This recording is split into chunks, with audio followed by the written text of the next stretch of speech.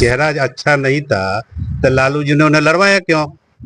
दो बार उन्होंने एमपी का टिकट दिया और दोनों बार उन्होंने जीत सुनिश्चित। पहले से ही ये सुप्रीमो लोजपा आर के चिराग पासवान जो है बोल रहे हैं कि जीते जी जब तक हम जिंदा हैं तब तक कोई आरक्षण समाप्त नहीं कर सकता है।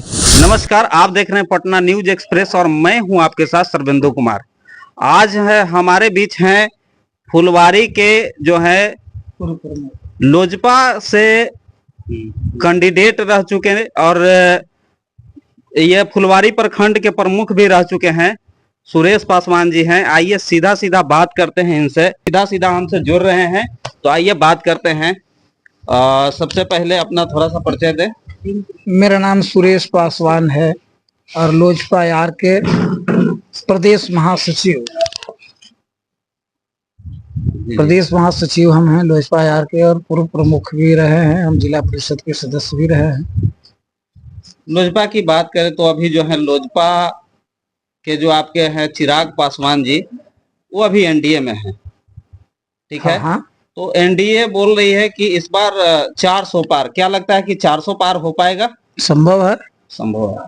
और जैसा कि अभी जो है ये न्यूज चल रहा है काफी सारे चैनलों में कि अगर ये 400 पार हुई तो आरक्षण समाप्त कर देगी।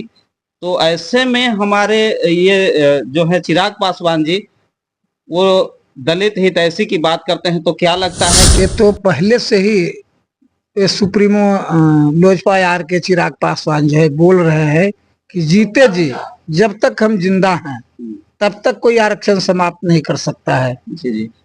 अभी जो 400 पार है तो उसमें 400 पार होने के बाद ये चल रहा है कि इसमें आरक्षण समाप्त होगी। नहीं, ऐसा कोई बात नहीं है, ऐसा हमें कोई जानकारी नहीं, आरक्षण समाप्त नहीं। अभी आरक्षण की बात करें तो अभी जो है बहुत सारी जो विभागे हैं उसको मतलब तरीके से प्राइवेटाइजेशन किया गया है, जिसमें प्राइवेट करके सीटें जो है न रहेंगी और न ही उसमें आरक्षण की बात होगी, क्योंकि जब निजीकरण हो जाएगा तो उसमें आरक्षण की तो कोई बात ही नहीं रह जाएगी। निजीकरण क्या हुआ है? सब चीज तो निजीकरण नहीं हुआ है।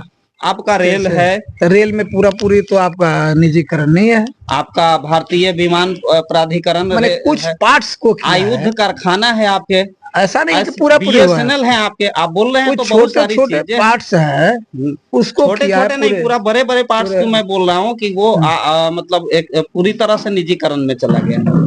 तो वहां पर अभी रेल जिसमें सबसे ज्यादा वैकेंसियां आती है वही प्राइवेटाइजेशन की ओर चल पड़ी है, तो आखिर कहाँ से ये दे पाएंगे वैकेंसी? रेलवे में कहाँ ऐसा है कि सारा चीज वैकेंसी कर दिया है, प्राइवेट कर दिया है, ऐसा नहीं है। नहीं, प्राइवेटाइजेशन की ओर तो चल पड़ा है, क्योंकि आप या प्राइवेट में भी तो जॉब है, प्राइवेट में भी जॉब है ना भाई, बड़ी कंपनियां हैं, बड़ी तो प्राइवेट में आपका फिर तो वहाँ आरक्षण का बात ही नहीं हो पाएगी। इसके बारे में क्या कुछ कहना चाहेंगे? नहीं, इसके बारे में क्या कहेंगे, नहीं कहना चाहेंगे। अभी देखिए जैसा कि बोल रहे हैं केंद्र की राजनीति के थोड़ा सा मैं बात करूंगा, तो अभी फिलहाल में अरविंद केजरीवाल जी की जो है जमानत मिल गई है और अरविंद केजरीवाल जी के आने से इंडिया गठबंधन में सीटें बढ़ पाएंगी। ये तो आपको 4 तारीख को ही 4 जून को पता चल जाएगा। वो तो ये है 4 जून को पता चल जाएगा कि कितनी उनकी औकात है, कितनी ताकत है, उनसे कुछ हराने वाला नहीं। बात करें तो अभी जो है फुलवारी विधानसभा की, तो यहाँ पर जो है राम कृपाल जी की बात कर रहे हैं। यहाँ चूंकि ये पाटलिपुत्रा लोकसभा है और ये पाटलिपुत्रा लोकसभा में उनकी क्या अभी स्थिति दिख रही है?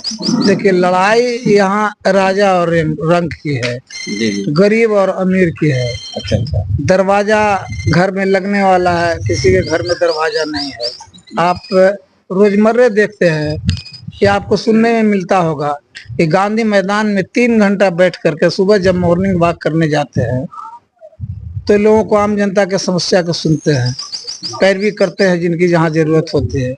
और एक ऐसे उम्मीदवार हमारे हैं जिनके घर में 7 दरवाजा लगा हुआ है, दरवाजा खुलेगा नहीं। ये चुनाव है, चुनाव के वक्त में यदा कदा दिख जाते हैं। 10 साल चुनाव वो हो गया, 2 टर्म चुनाव लड़ी चुनाव हार गई। हारने के बाद में किसी जनता से अगर दर्शन हुआ हो तो आप बताइए।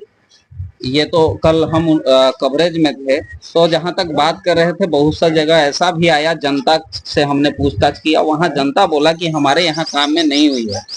ठीक है, देखिए काम तो बहुत सारी समस्याएं अनंत है और बहुत बड़ी बड़ी कामें हुई है। मीसा जी एक दिन बोल रही थी, जिस रोड पर खड़ा होकर बोल रही थी एनएच पर, कि कुछ काम दिखता नहीं है, कुछ ऐसे पक्षी है जिनको दिन में सूझता नहीं है, उसी एनएच पर खड़ा होकर बोल रही थी कोई काम नहीं हुआ, जबकि उन्हीं का देन है, भारत सरकार की देन है कि उस रोड को कराया गया है। अभी एक सवाल और थोड़ा सा केंद्र से लेंगे। अभी बोल रहे हैं कि बीजेपी का जो नीति है दलित हितैषी है, लेकिन वहीं मैं रामपुर में गया तो वहां पर जितने भी घरों में मैंने देखा कि सब में मीटर लगा हुआ है, और मीटर तो लगा हुआ है और रिचार्ज वाला, लेकिन सबके सब घर अंधारे हैं, सबके सब घर में बिजली नहीं जल रहे हैं रिचार्ज के बगैर। तो आखिर ये दलित हितैषी कैसे है?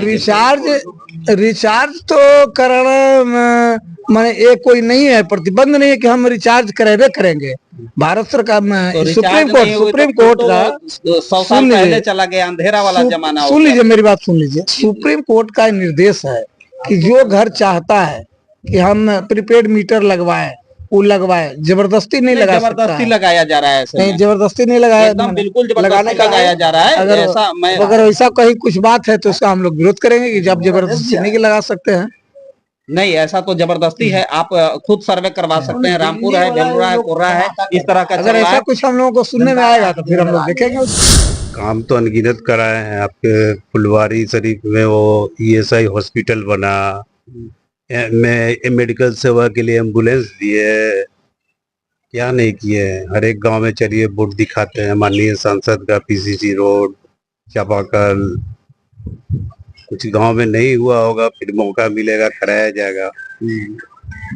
चलिए, और बात कर रहे हैं तो मीसा जी का कहना है कि अभी जो चुनाव जीत रहे हैं बार बार, तो अपनी छवि पर न जीत करके नरेंद्र मोदी के छवि पर जीत पा रहे हैं, नहीं तो अपनी छवि से नहीं जीत पाते। क्या यह कहाँ तक सत्य है? ऐसा है कि मीसा जी को अपने पिताजी से पूछना चाहिए कि जो बार बार बोलती हैं कि इनके चेहरा, अपने चेहरा पे चुनाव नहीं लड़ते, चेहरा अच्छा नहीं था तो लालू जी ने उन्हें लड़वाया क्यों?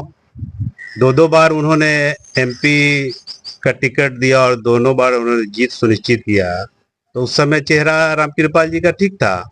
आज वो मोदी जी के पार्टी में है तो रामकृपाल जी का चेहरा खराब हो गया। यानी आपका कहना है कि रामकृपाल जी अपने दम पे जीतते हैं? बिल्कुल। चलिए, वो आरजेडी के समय से थोड़ी राजनीति कर रहे, वो तो पहले डिप्टी मेयर थे, आपका एन कॉलेज का वो स्टूडेंट का अध्यक्ष थे, वार्ड पार्षद रहे हैं, एमएलसी रहे हैं, उसके बाद में लालू जी ने टिकट दिया। चलिए, तो ठीक है। और भारतीय ऐसे उम्मीदवार हैं भारत का मैं सीधा सीधा हमने आपको बात कराया जो लोक जनशक्ति पार्टी के फुलवारी विधानसभा से उम्मीदवार रहे हैं और रामकृपाल जी के सालेश्री हैं, जिनसे बात हुई। और ये इनका कहना है कि अपनी छवि पर जीतते हैं, और देखना यह है कि चाचा जीते हैं कि भतीजी जीते हैं। ऐसे में हमारे साथ बने रहिए खबरों में, और हम आपको हर खबर से अपडेट कराता रहेंगे। इसी के साथ धन्यवाद।